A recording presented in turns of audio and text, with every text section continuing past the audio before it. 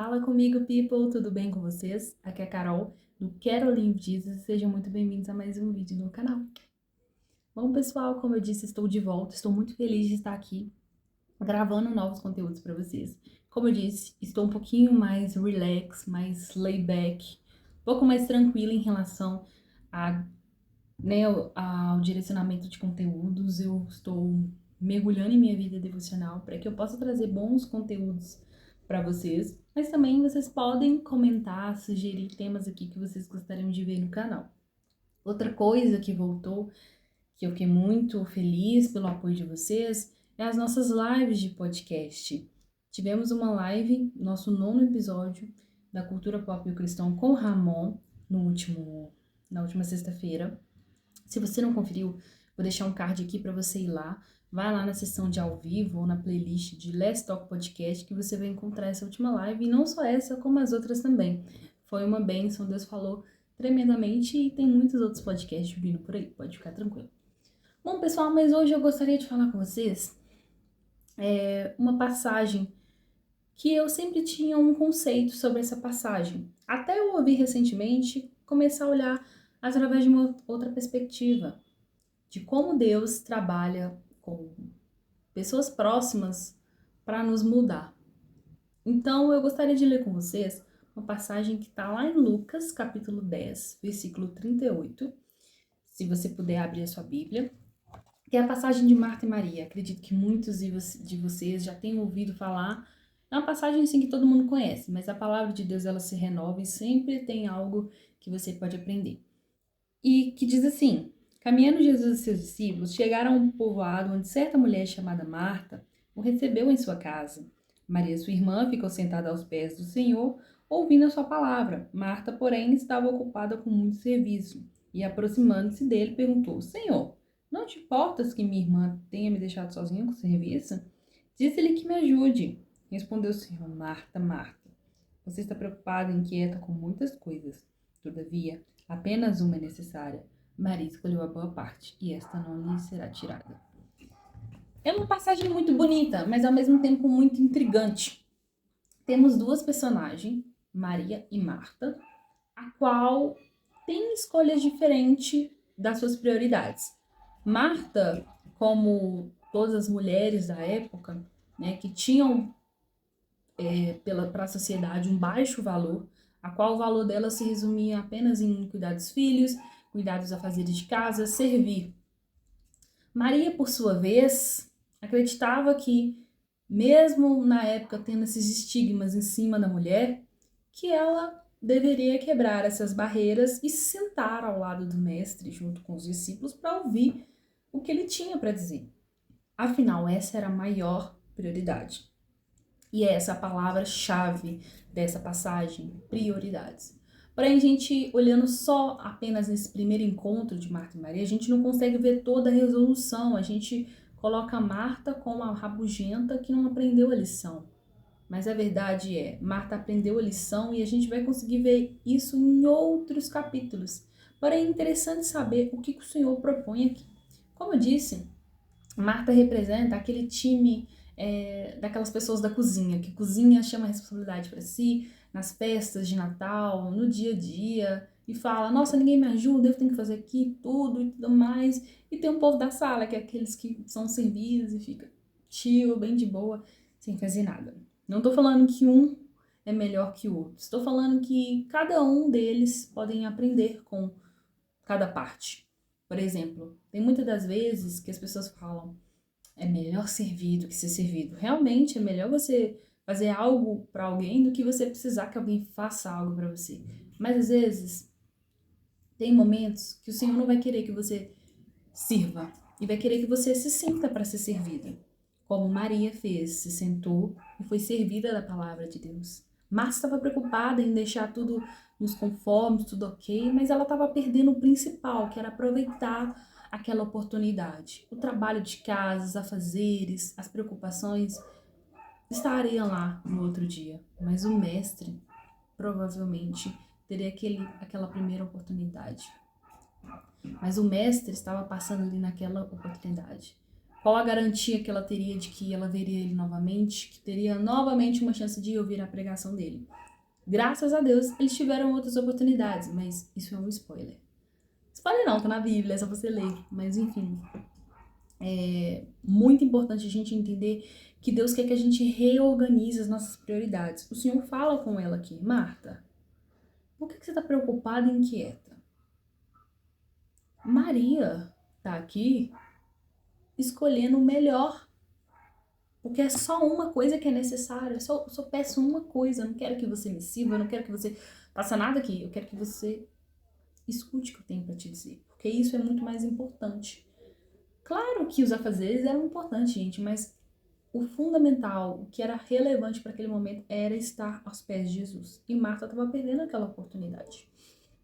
Sempre quando eu via aquela passagem, eu pensava assim, nossa, mas Jesus podia já ter falado com ela: ô Marta, não precisa de mexer com nada, não, vem aqui escutar a palavra. Sempre me questionava por que que o Senhor deixou ela perder aquela parte da palavra, para só depois falar com ela: olha, você ficou aí fazendo as coisas, não adiantou nada, você perdeu o melhor. Eu pensava, eu imaginava por quê, mas na verdade o Senhor ele queria fazer um tratamento naquela família. Pode não parecer de primeiro princípio, pode parecer que, né, o lacre era só na Marta, mas Deus queria tratar aquela família, começando por Marta. Então, Marta, como muitos cristãos de nossa geração, tem se preocupado e estado inquieta com várias coisas, a qual o Senhor já a avisou. Não precisa se preocupar. Está muito inquieta, preocupada. Só tem uma coisa que é necessária. Então, às vezes a gente vive uma vida preocupado com as contas, com as doenças, com o trabalho, com a família, mas a gente esquece do que é necessário, de sentar, ir para o seu quarto e conversar com o Pai, ouvir o que ele tem para te dizer. Ou às vezes estamos tão preocupados que deixamos de estar, estamos só com o corpo, mas o espírito, a alma não está lá num culto. A gente está pensando, nossa, depois do culto tem que fazer isso aqui, nossa, tem que resolver isso aqui, não, mas tem um fulano com problema. E Deus está ali, opa, aqui, eu quero te dar uma palavra hoje. Não se preocupe. Certa vez, um homem, né, estava fazendo uma viagem e antes dele sair, como a viagem era de navio e ia demorar 30 dias, ele falou assim: mãe, estoca tudo para mim que você que puder, vamos fazer mais ou menos assim, vamos contabilizar tanta comida por dia para dar para 30 dias. E aí ele saiu com uma malona cheia de comida. Ele foi para aquele navio, ficou lá, foi comendo, foi dando certo. Só que, como o dia era muito longo, ele acabava comendo comida mais do que ele tinha planejado, do que ele tinha levado. Quando chegou lá na metade dos dias que ele já estava no navio, a comida acabou. E ele falou: meu Deus do céu, e agora? E aí ele começou a comer só biscoito, água só. Até que, faltando mais ou menos uns 3 dias para ele chegar, ele começou a ficar muito preocupado, inquieto também, assim como Marta. Meu Deus do céu, agora acabou a comida, eu vou morrer. Acabou, acabou. Ninguém vai querer me dar comida aqui, porque todo mundo tá passando pela mesma situação. Ele foi e falou assim: mas eu tenho que pedir. Chegou lá em uma das pessoas que estavam lá e falou assim: aqui, será que você não tem uma coisinha pra me dar, não? Porque eu tô morrendo de fome, eu tava todo preocupado, eu trouxe tanto de coisa, mas acabou que não deu. Ele: mas aqui tem comida grátis, você poderia ter comido. Ou seja, já estava incluso no pacote dele tanto a acomodação como também a comida. Ele se preocupou demais. Muitas das vezes a gente se preocupa com coisas que o Senhor já deixou resolvido. Deus já deixou tudo certinho, mas a gente está se preocupando ainda. Isso é uma falta de confiança de que Deus está no controle, ou às vezes uma falta de deixar o Senhor estar no controle.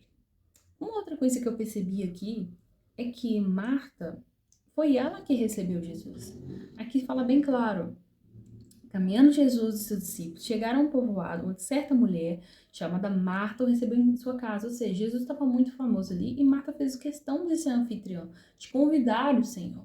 Porém, ela, muito inquieta, preocupada, e mesmo o Senhor estando ali, ela não deixou o Senhor ser o grande ministrador. Ela quis dizer para o Senhor o que ele deveria fazer. Ela falou assim: Senhor, você não está vendo que eu estou cheia de coisa para fazer, não? A minha irmã está aí sentada aí sem fazer nada. E fala para ela me ajudar. Abriu a porta, convidou Jesus para entrar, mas ela quis ditar regras e ditar ordem para ele. Quantos de nós não fazemos isso? Eu aceito Jesus como meu único suficiente Salvador, mas assim, Senhor, não vai ali, não vai naquela parte, não, Senhor, faz isso, Senhor, eu quero aquilo ali, Senhor, eu preciso disso aqui. Então, assim, uma pessoa totalmente distraída e preocupada com o que ela não deveria se preocupar naquele momento, né? E o Senhor, ele planejava mudar essa família. Então, ele precisava desse estopim. Tradições antigas, não sei se assim hoje, os judeus, sempre quando recebiam um convidado de honra, assim como o porte de Jesus, né? Pregador, famoso, de muita estima, era a tradição do anfitrião, né? Dar um beijo na pessoa, ungí-lo e lavar os seus pés, para que ele pudesse se sentir, né, confortável ali após horas de viagem, né, para que ele pudesse também se sentir destacado, que ele que era o convidado de honra. E Marta, que não narra, Marta fazendo nada disso. Narra Marta deixando ele entrar, convidando ele para entrar e ditando regras. Se a gente vê algo parecido, tá lá, se a gente for olhar, tem algo parecido lá em Lucas 7, versículo 36, que é quando Simão, um dos fariseus que convidou Jesus para o jantar, se acha ruim de uma mulher, uma pecadora, está lavando os pés de Jesus com cabelo. E aí tá escrito assim: convidado por um dos fariseus para jantar, Jesus foi à casa deles e reclinou-se à mesa. Ao saber que Jesus estava comendo na casa do fariseu, certa mulher daquela cidade, uma pecadora, trouxe um frasco de alabastro com perfume e se colocou atrás de Jesus, a seus pés, chorando. Começou a molhar os seus pés com suas lágrimas, depois o enxugou com seus cabelos, beijou e uns ungiu com perfume. Ao ver isso, o fariseu que se havia convidado disse a si mesmo: se este homem fosse profeta, saberia que nele está tocando e que tipo de mulher ela é, uma pecadora. Então Jesus disse: Simão, tenho algo a dizer a você. Dize, mestre, disse ele. Dois homens deviam ao credor. Um lhe devia 500 denários e outro 50. Nenhum dos dois tinha com que lhe pagar. Por isso perdoou a dívida de ambos. Qual deles o amará mais? Simão respondeu: suponho que aquele que a dívida perdoada foi a maior. Você julgou bem, disse Jesus. Em seguida, virou-se para a mulher e disse a Simão: vê esta mulher? Entrei em sua casa, mas você não me deu água para lavar os pés. Porém, ela molhou os meus pés com suas lágrimas e os enxugou com seu cabelo. Você não me saudou com um beijo, mas essa mulher, desde que entrei aqui, não parou de beijar os meus pés. Você não ungiu a minha cabeça com óleo, mas ela derramou perfume nos meus pés. Portanto, digo, os muitos pecados delas lhe foram perdoados, pois ela amou muito. Mas aquele a quem pouco foi perdoado, pouco ama. Então Jesus disse a ela: seus pecados estão perdoados. Os outros convidados começaram a perguntar: quem é este que até perdoa pecados? Jesus disse à mulher: sua fé a salvou, vá em paz. É algo incrível como uma mulher entra numa casa que não é dela e ela se torna anfitriã, porque ela estima a oportunidade de estar ali com Jesus. Então, ela o convidou de verdadeiramente para casa dela, para que ele fosse bem recebido e para que ele governasse a alma dela, que ele governasse a vida dela. Então, ela deu o melhor. Ela trouxe um perfume, passou ali o óleo para poder, né, ungí-lo. Então, assim, ela deu o melhor, mesmo não sendo a casa dela. O anfitrião, ele não fez isso, entendeu? Então, mais uma coisa. Outro ponto é a questão do planejamento de mudança da família, como eu disse. A família era Marta, Maria e Lázaro, né? Quando Lázaro estava doente, Maria e Marta, que já tinha tido esse primeiro encontro com Jesus, manda avisar. A gente vê isso lá em João 11. Havia um homem chamado Lázaro, ele era de Betânia, do povoado de Maria e de sua irmã Marta. E aconteceu que Lázaro ficou doente. Maria, sua irmã, era a mesma que derramara perfume sobre o Senhor e lhe enxugara os pés e os cabelos. Então as irmãs de Lázaro mandaram dizer a Jesus: Senhor, aquele a quem amas está doente. Ao ouvir isso, Jesus disse: essa doença não acabará em morte, é para a glória de Deus, para que o Filho de Deus seja glorificado por meio dela. Jesus amava Marta, a irmã dela, e o Lázaro. No entanto, quando ouviu falar que Lázaro estava doente, ficou mais 2 dias onde estava. Depois disse aos judeus: vamos voltar para a Judéia. Eles disseram: mestre, há pouco os judeus tentaram apedrejar-te, e assim mesmo vais voltar para lá? Jesus respondeu: o dia não tem 12 horas? Quem anda de dia não tropeça, pois vê a luz deste mundo. Quando anda de noite, tropeça, pois nele não há luz. Depois de dizer isso, prosseguiu, dizendo: nosso amigo Lázaro adormeceu, mas vou até lá para acordá-lo. Seus discípulos responderam: Senhor, se dorme, vai melhorar. Jesus tinha falado de sua morte, mas seus discípulos pensaram que ele estava simplesmente falando de sono. Então lhes disseram claramente: Lázaro morreu, e para o bem de vocês estou contente por não ter estado lá, para que vocês creiam. Vamos até ele. E aí, ao chegar, Jesus verificou que Lázaro já estava no sepulcro há 4 dias. Marta e Maria, quando Marta ouviu que Jesus estava chegando, foi encontrá-lo, mas Maria ficou em casa. Opa, vamos lá. Alguns pontos aqui. Primeiro, Jesus, o primeiro encontro que ele teve com Marta e Maria foi naquele recepção na qual Marta ficou muito atarefada e Maria ficou aos pés, ali ouvindo a palavra. Dessa vez, Marta foi lá se encontrar com Jesus.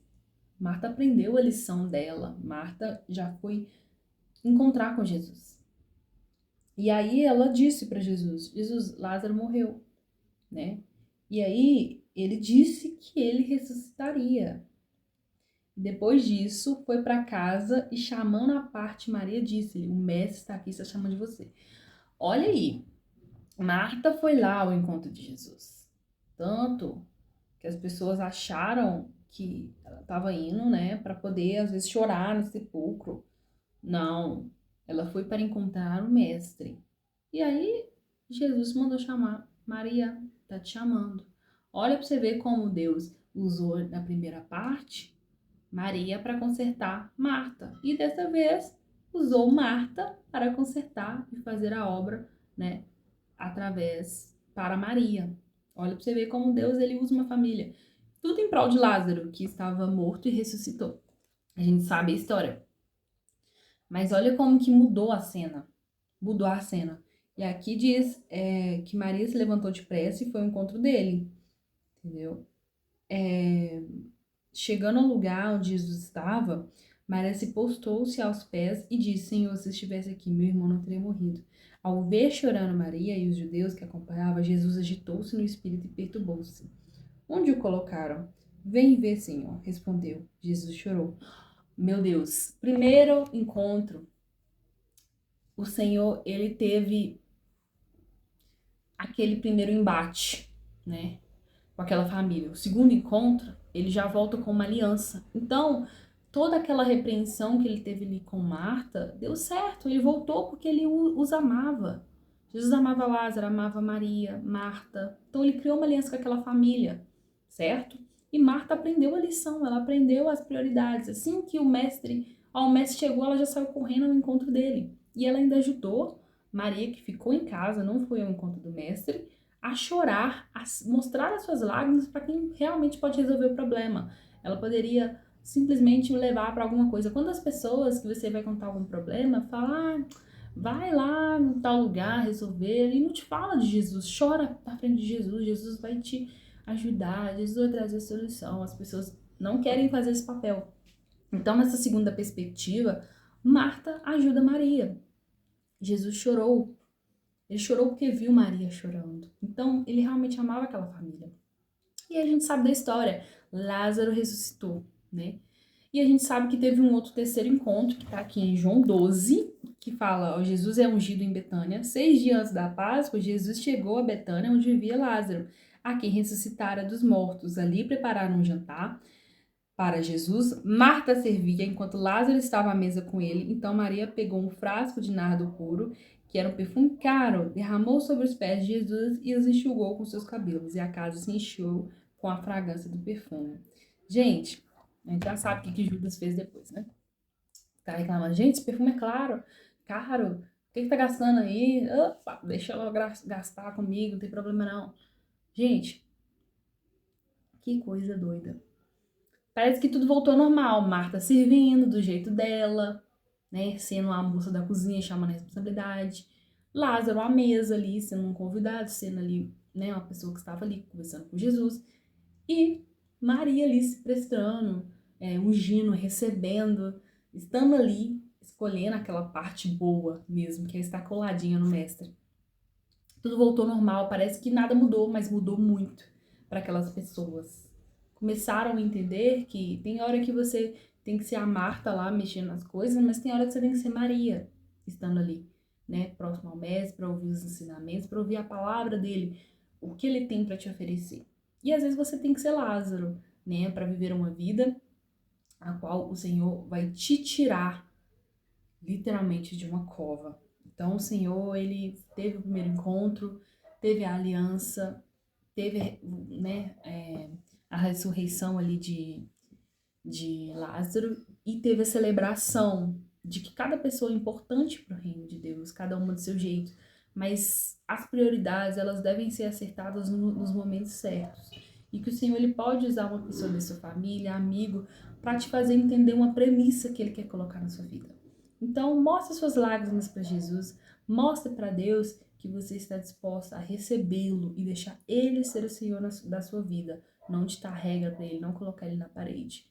E que tudo vai dar certo. Espero que essa mensagem tenha atingido vocês, assim como me atingiu quando eu ouvi. É uma nova perspectiva, muito interessante. E espero que Deus tenha falado com vocês, tá bom? Eu vejo vocês no próximo vídeo. E até mais. Tchau, tchau.